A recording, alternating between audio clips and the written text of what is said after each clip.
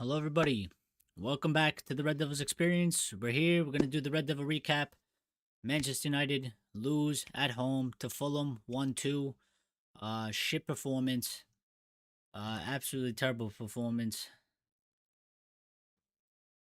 Probably messed everything up because I don't know. Can you say that in the first 30 seconds? Probably not. But anyway, let's get to the match. Before we do, smash the like button if you can. Really helps us out. Thank you. Subscribe. Turn on notifications so you know when we go live.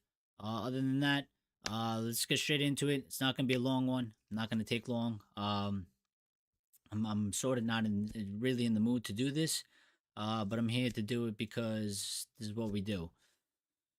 I mean, for me, um, it's awful. It was an awful performance. It's terrible. It's shit. Um, for me, nobody in the team gets nobody's getting above a four. You know what I mean? Nobody's getting above a four. That performance is absolutely garbage. It was absolutely garbage. I don't think anybody played good at all. I don't think a single person on that team played good today. There's not one. Maybe you can argue maybe slightly Harry Maguire. Um, but pretty much this is about it, dude. Because it just was a disaster. It was a disaster. Um, you know, and here's the problem. Here's the problem. Everybody's gonna go around. We're gonna blame this player. We're gonna blame that player. Blame whoever you want at this point. I've said it multiple times, and I'm gonna keep saying it. Number one, uh, I expected us to lose at some point. We went on a good run of 7 games. We were unbeaten, and that was good for the period that we were going through. But it was self evident that we were gonna get some type of a setback. And you know what? It looked like it was building. I think there was hope that we would continue because we were on a good run of form, that things wouldn't go backwards. But I've said it multiple times, and I'm gonna say it again. We don't have a squad. We don't have a squad. We lose a couple players, and the whole thing goes out the window. We Manchester United do not have a squad. They don't have a squad that know how to play together. They don't go together. We lose a couple key players, and that's it. That's it.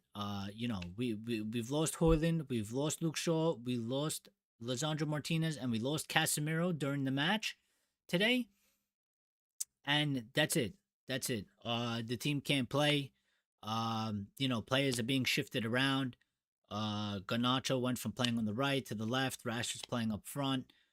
You got Bruno, and I think Eric Ten Hag. I don't think he did things right either. I don't think he made the correct choices per se. Um, you know, uh, I don't know. I know there's a lot of questions on,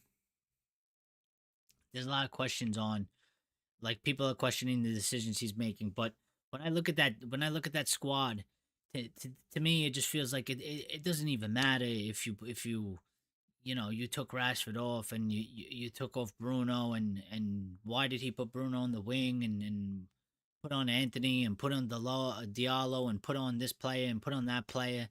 Because the team just didn't look like they wanted to play, and they didn't look like they knew how to play with each other, which is just like it's amazing. Like, you take like 3 or 4 players out of that team, and it's like they've never played a game of football with each other.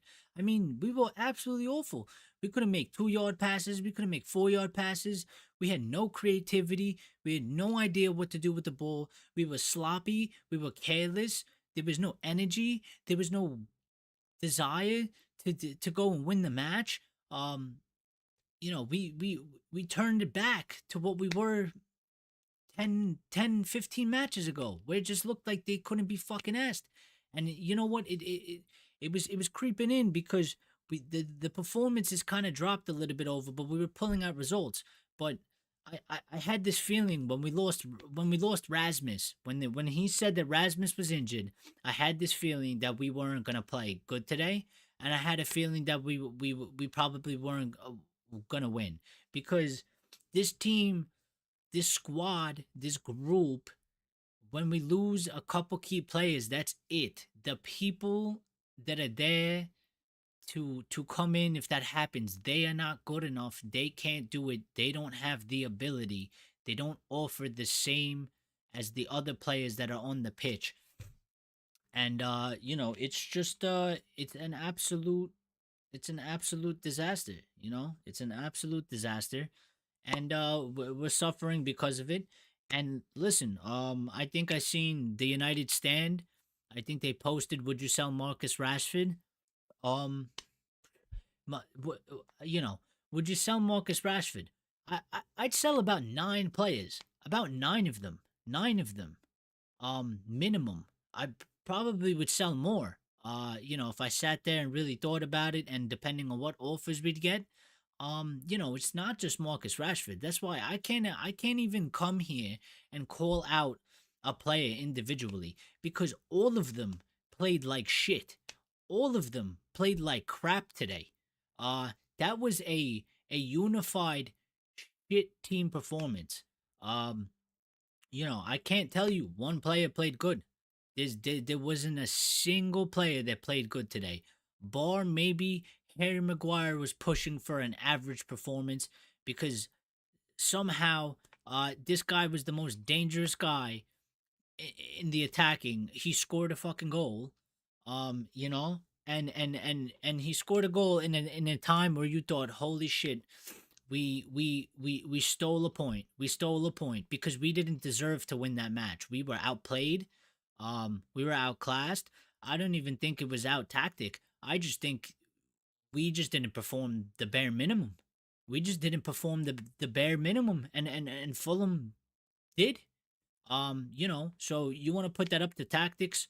I mean, I to me it's not even tactics. It's not even tactics. It really isn't. Um, that's inexcusable. You can't tell me that we lost that match for tactics when Fulham haven't won a game away from home since the beginning, since the first away game in the beginning of the season. That doesn't come down to tactics. That's you know. You can't have players on the pitch playing like that, dude. They just didn't. They weren't about it. They weren't about it. They didn't. They were clueless. They were lost.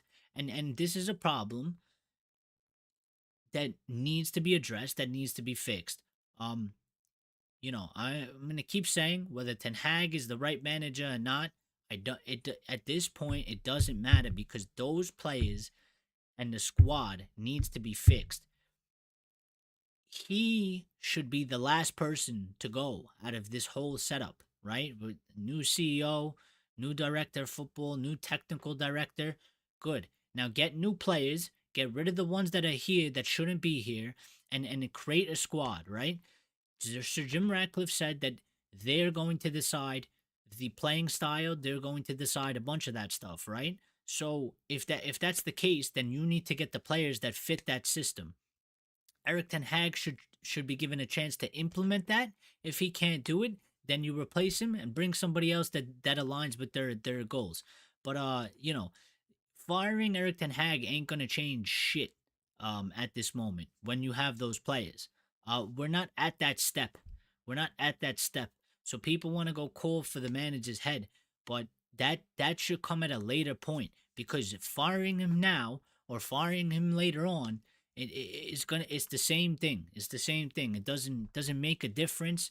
It's not gonna change. If we fire him right now, it's not getting us top four. It ain't changing shit because these players can get any manager sacked. They really can. And some of them that have been here, they've already gotten 1 to 3 managers sacked. Some of them, they decide to play whenever they feel like it. And when they don't feel like it, they just fucking walk around and waste everybody's time and frustrate the shit out of all our fans and basically steal a wage. It's we keep going around in circles. We keep going around in circles, and and I'm talking about like the fans. I'm talking about United fans because I see a lot of people right now on X.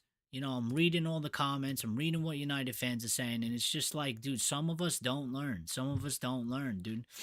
You know, some of us don't learn. I mean, Sir David Brailsford was at the match and he was watching that shit. And I'm hoping that this guy's looking at it and is like, okay, there's question marks definitely over the manager's head. But those fucking players, we need to remove some of them. They do not belong here. You know, so some of those players, yeah, they should be sold like today, like tonight, like right now, like they should be sold. And yeah, the manager has to take blame, of course. I'm not saying his hands are clean from this shit, but there is a process and there is an order that we need to do. And people just want to skip over the whole thing and go after the manager like it's gonna solve our fucking problems and it's gonna solve this issue that we've been had. And it's not. It's not, because we fired 5 managers and it ain't solved shit. Cause where are we? In the same position we've been for 11 years. So, you I'm not saying the manager don't deserve criticism. I'm not saying he don't have his own issues. But again, priorities, players have to go first. We have to build a squad. The manager should not, when we're changing shit, right? The manager should be the least effective hurt of change. You know, so when we start going and we have the squad and we start building, when we remove a manager, our whole shit doesn't get ripped apart. We don't start over from scratch like we've been doing for 11 years. You don't just completely start over. Uh, but we don't have nothing right now. Eric Ten Hag, he had a good season last season, and the club operating incompetently like they usually do. They didn't build on that. And we've gone backwards because other teams improved and we did not improve as much as we should have. They didn't improve on what we was trying to do. There's a lot of major reasons for that. Number one is the recruitment, and the recruitment's been awful. And people will argue, yes, but he got the players. He did get the players. He did get the players. But then at the same time, if you're gonna say that we should be operating properly, why is the manager the one that's recruiting the players? That's not how that works. He shouldn't be like the head honcho of that shit. It's a partnership between the CEO, the director of football, which we didn't even have a real one. So listen, this is a process that we're gonna have to go through. 2, 3 years. This shit ain't gonna get fixed the way people think it's gonna get fixed by just sacking the manager. It ain't working, bro. I seen this before, and people are upset, and I get it with the way we play. Listen, I don't like the way we're playing right now either. But I know when I look at that team, we're playing the way we're playing because we don't have the players to play progressive attacking. They can't do it, dude. They can't do it. They get the ball in their feet. It's like they don't know what they're doing, man. It's like they don't know what they're gonna do with the ball. We don't have the players for it. We don't have the players for it. Ten Hag tried it in the beginning of the season. We got absolutely slapped up. Absolutely slapped up because they don't know how to move the ball quick. They lose the ball. They lose possession. They don't know how to move it quick and be smart with the ball. They don't know how to do that stuff. Um so, it's just but I knew this was coming. I'm not even that surprised. That's why I'm not even that angry. Like I am angry, but I'm not that angry because I knew it was fucking coming. I seen the signs. We lost Lisandro. I said, okay, we can manage. We lost Luke Shaw. I said, okay, maybe we can manage, but we got Victor Lindelof there, and that was kind of worrying me. But he didn't play too bad in the last match, so I was like, okay, maybe we could steal it. Then you tell me Rasmus is out, and I'm like, that's it, dude. We're finished. And Casemiro, halfway through that match, I mean, I knew it as soon as Casemiro went down and Casemiro, had to come off. I knew it was pretty much over because we weren't doing great in the midfield with Casemiro. Casemiro is the only one that could play DM in effectively to that level, and even he was struggling a bit. But I'd rather have him there struggling than having nobody, because that's what we had. We had nobody, and we I think we got worse in the second half. I think we got worse, and I think that was because he came off. So, like, what does that tell you, dude? We lose 2, 3, 4 key players, and Everything that we've been doing for the past 7 matches goes out the window, and everybody shits the bed. These other players, I don't know, man. They're not leaders. They're not self leaders. We need better. We need better, dude. We don't have it. We don't have it. We don't have a squad. Um, and the players don't have the mentality either. So it's just. But he knew it was coming. He knew it was coming. I said this. I said this multiple times. I said this. I said, we were on a good run. We were doing what we needed to do. But at the same time, I that was never going to carry on. It was never going to carry on. We were always going to take another loss here or there somewhere. And we have the potential to do two in a row. And in no way should we be losing this match. Like, I don't want people to get confused. In absolutely no way should we be losing this match. We deserve to lose this match because of the way we played, but in absolutely no way should Manchester United be losing this match. We're fucking home. We're playing against Fulham. And to be honest, if you look at the statistics, statistically, we didn't even play poor. We had like 9 shots on target. We had 54% possession. We had more XG, but it just looked like shit. It just looked like absolute shit. There was so much dysfunction. It was like these guys never played with each other. And that is a concern about these backup players. How can you have your main 11, right? And these guys were hitting it up, but then when you replace 2 3 players, and it's like they just fall apart, like they don't even know each other, like they just met for the first time and they're trying to figure each other out. It like that's what concerns me. I don't understand, and it's like they don't. There's I just it's a lack of like understanding, a lack of sorry. It's just like a lack of understanding. It's a lack of um just the ability to play with each other. I mean, there was one point like and it got stuck in my mind. Like, dude, I think Casemiro sent the ball over the top. Bruno and Rashford are running literally on top of each other in the same run together. Bruno calls for it. Rashford took a second or two to let the ball go. He lets it go and it skips because the pitch was wet. It skips, hits Bruno in the leg, and we lose a chance. I mean, that was just poor communication. There's no reason for shit like that. There's no reason for shit like that, and this is why contributed to the fact that we lost this match because shit like that should not be happening. Shit like that should not be happening. You can't afford that to be happening. I mean, Rashford was a ghost, and I'm gonna criticize Ten Hag on this because for me, Marcus Rashford, anytime he's played as striker, it has not worked. It has never worked, and it will not work because Marcus Rashford ain't a striker, dude. He ain't a striker, and we ain't a team set up to play with a Marcus Rashford as a striker. We don't do it, bro. Like it was pure evident. Number one, he was a fucking ghost. Number two, he can't hold the ball up and he don't know how to play with his back to goal. All he wants to do is make a run in behind. Get the ball over the top or a through ball and run onto the ball. But that doesn't help us. Because we don't know how to play like that anyway. That's why I was really concerned when Rasmus said when it was said Rasmus was injured because you can see Rasmus does a lot for the team. Number one, he holds the ball up very well. For a striker, he's almost Harry Kane esque. He's unselfish when he needs to be. Right, he has no problem holding the ball up. He's quick. He causes a problem for the back line. He makes them nervous. He makes them think twice about going or pushing up too high. Right. And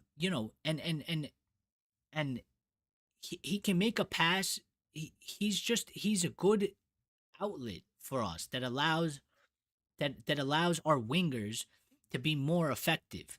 When you have no striker or they're not worried about the striker, right?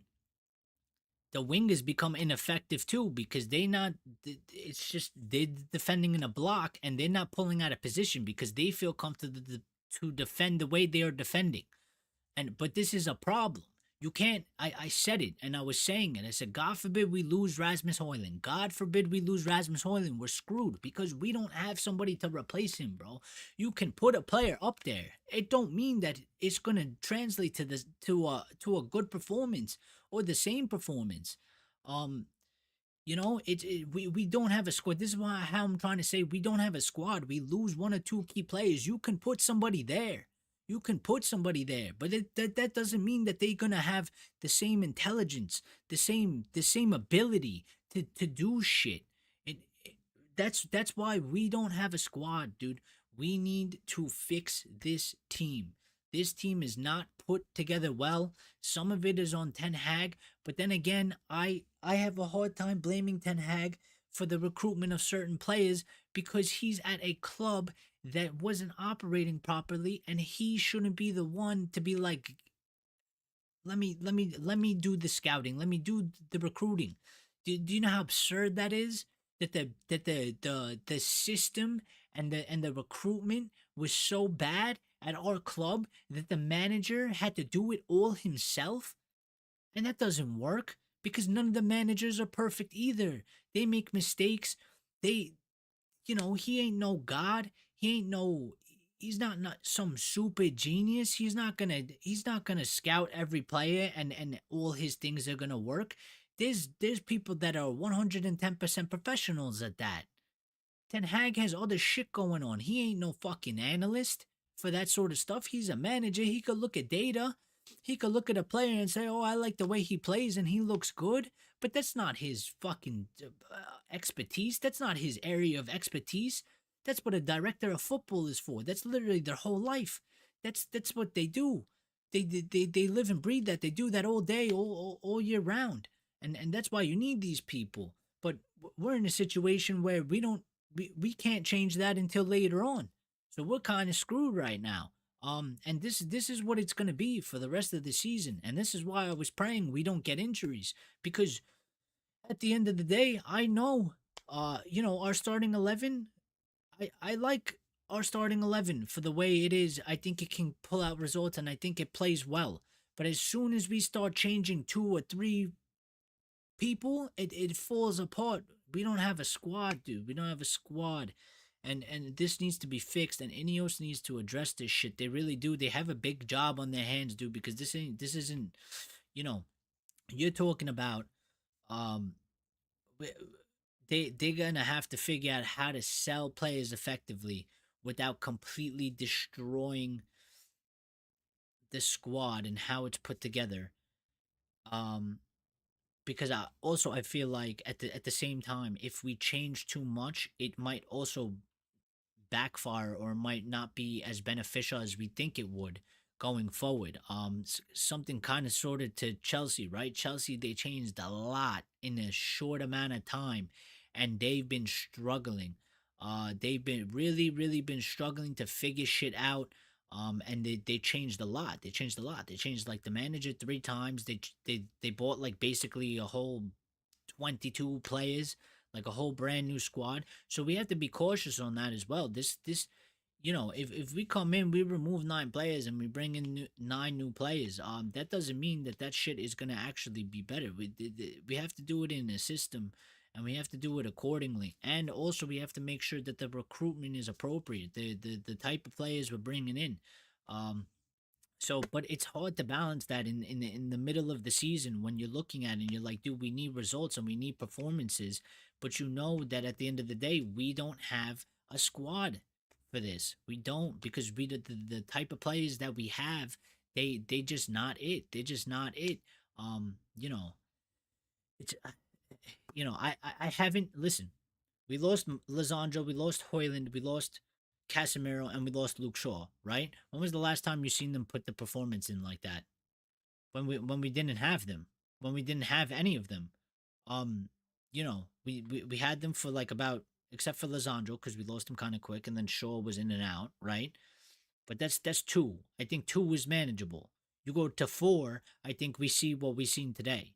And it was kind of coming because last game didn't look great, but we pulled it out.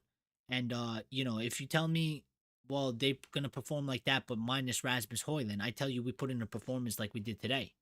Um, it really is a problem. It really is a problem that is something that keeps happening. So it's listen, I don't know. It's just not the ideal situation. What are we at? Oh man, we overshot this. All right. So, I'm not really gonna do player ratings, because to me, like I said, I think everybody. I don't think anybody played good at all. I would probably give everybody a four. Some definitely get below a four, but I don't even, if they're not gonna bother to play, I'm not gonna bother to go through the player ratings because I'm not wasting my time on them putting in a performance like that. So I'm just gonna group it as a whole. Team performance was a four. Eric Ten Hag also, four. Because he couldn't he was unable to change the situation, and he made certain changes that I think he could have made other changes, and maybe that would have worked out better.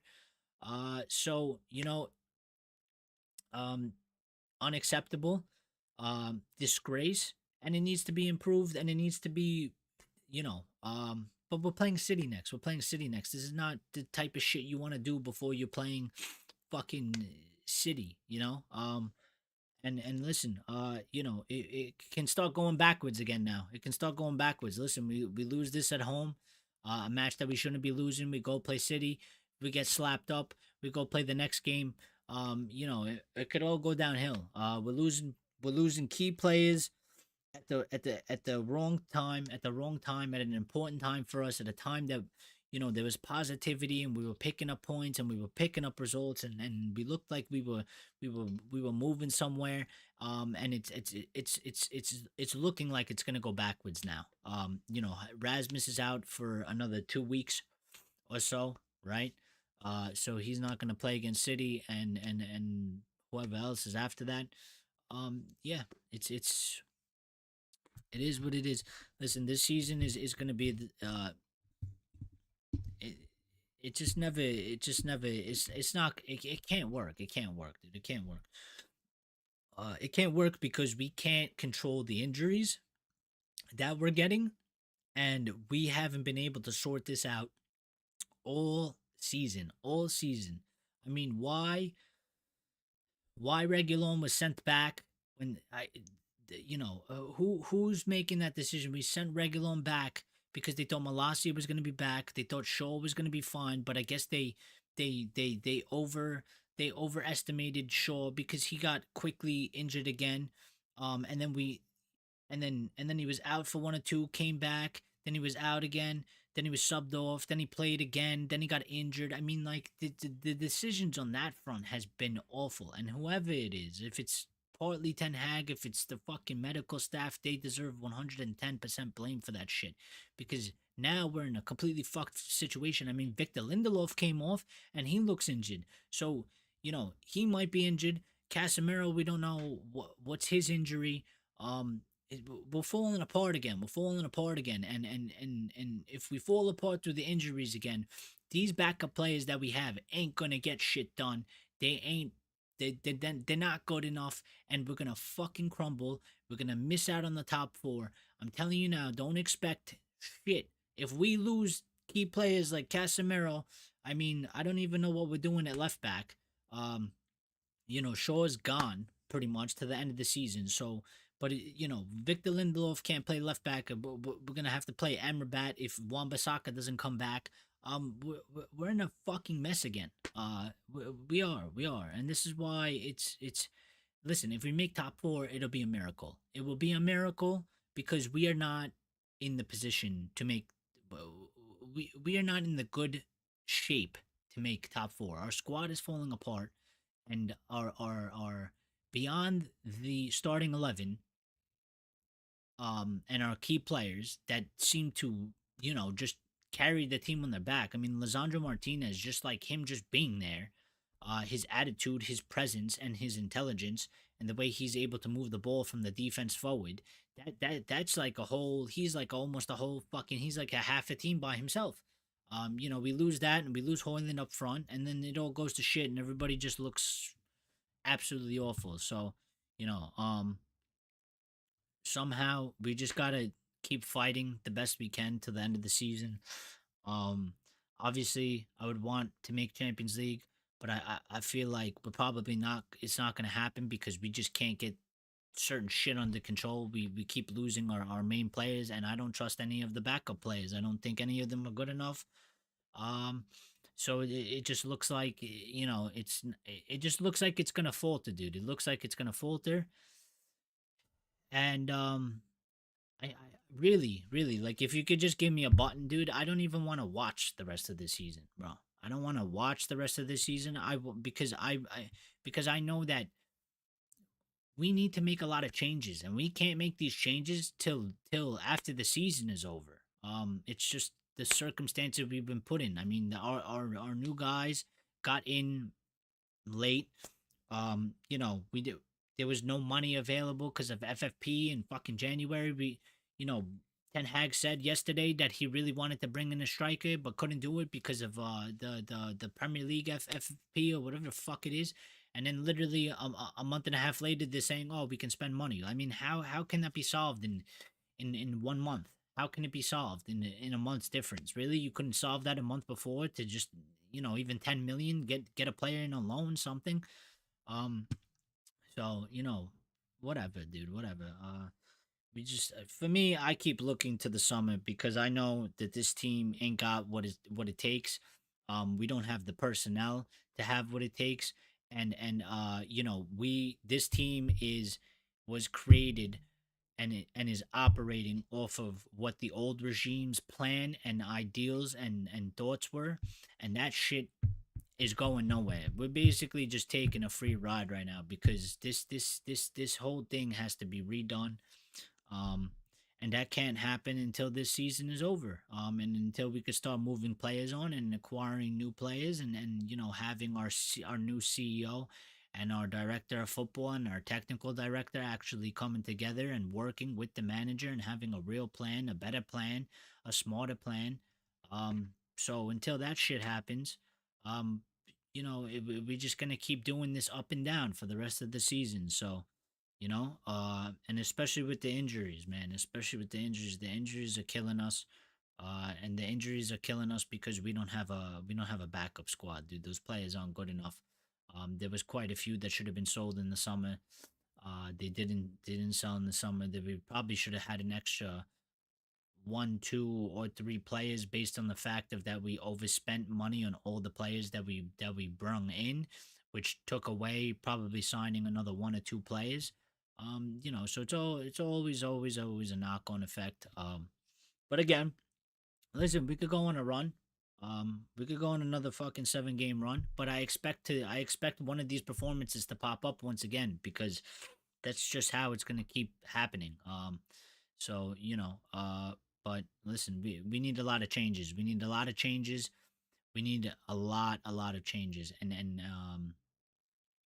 Ineos have a big project on their hands. And they're gonna have to get a lot of shit right. It's gonna be very difficult because just odds wise, for you to get all those decision rights is almost impossible. It's almost impossible.